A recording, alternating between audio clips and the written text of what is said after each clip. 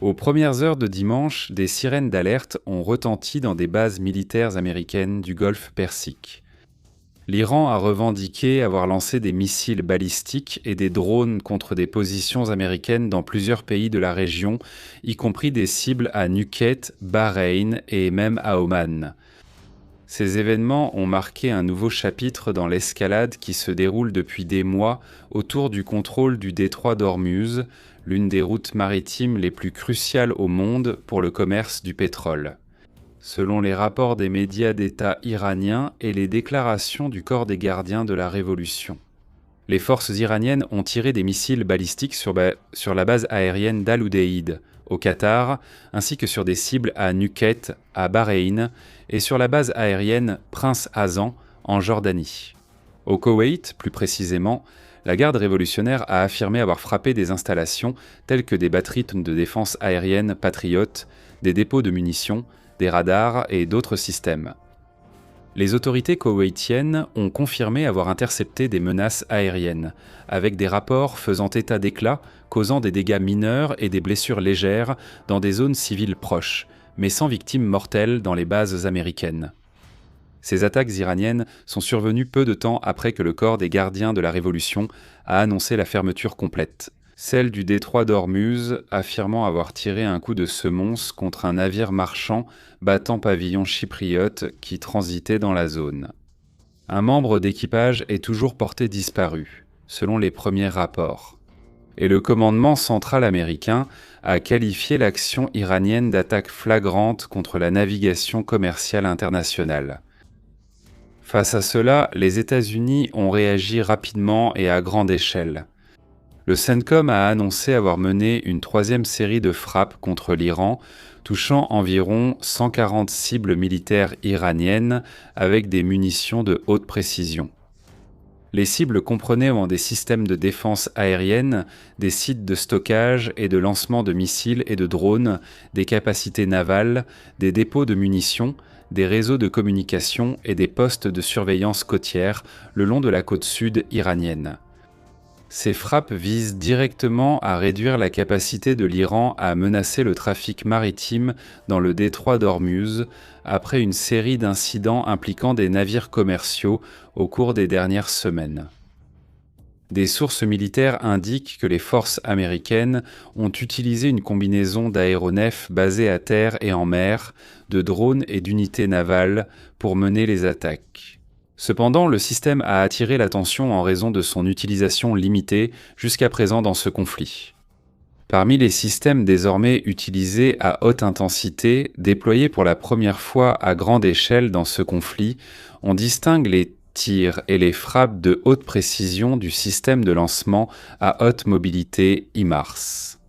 Si vous souhaitez un accès plus approfondi à ces analyses et à des contenus exclusifs qui ne sont disponibles que pour les membres, devenez membre exclusif de la chaîne. Cliquez simplement sur « Devenir membre ». L'utilisation des systèmes HIMARS représente une étape importante dans la campagne américaine, répertoriée et utilisée dans les guerres en Irak et en Afghanistan, mais intensément en Ukraine, où les unités ukrainiennes ont démontré à plusieurs reprises leur capacité à mener des frappes précises contre des cibles russes de grande valeur. Le système a prouvé sa mobilité, sa rapidité de repositionnement, justifiant ainsi son rôle de système de lancement à haute mobilité en tant que principal atout. Contre l'Iran, ces attributs prennent une importance particulière. Le système permet des tirs de roquettes guidés de type GMLRS à courte portée ou de missiles balistiques tactiques ATACMS à plus longue portée, dépassant les 300 km.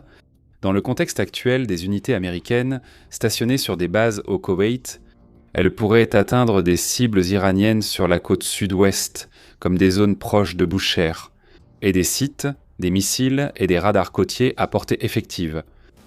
La distance approximative entre des positions au Koweït et des cibles dans cette région de la côte iranienne est d'environ seulement 280 km en ligne droite, parfaitement dans l'enveloppe de l'attaque MS.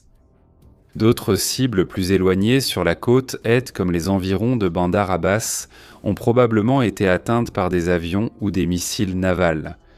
Mais les tirs terrestres des systèmes HIMARS complète l'effort en fournissant une option de tir de précision à partir de bases terrestres, fixes ou semi-mobiles, avec moins de dépendance aux fenêtres d'opportunité et à la supériorité aérienne. L'importance de ces systèmes contre l'Iran va au-delà de la portée numérique. L'Iran maintient un réseau étendu et dispersé de missiles balistiques, de drones et de défenses côtières, conçus précisément pour refuser l'accès au détroit d'Ormuz. Les attaques aériennes conventionnelles, bien qu'efficaces, exposent les aéronefs à des risques élevés et aux défenses aériennes iraniennes. Le HIMARS, avec sa mobilité sur un châssis de camion 6x6 et sa capacité à tirer puis à se déplacer rapidement, offre une alternative.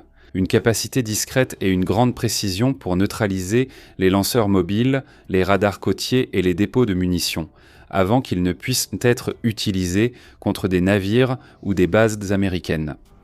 L'expérience ukrainienne a montré que le système résiste bien aux environnements de guerre électronique et aux contre-attaques, produisant des effets disproportionnés par rapport au nombre de lanceurs employés.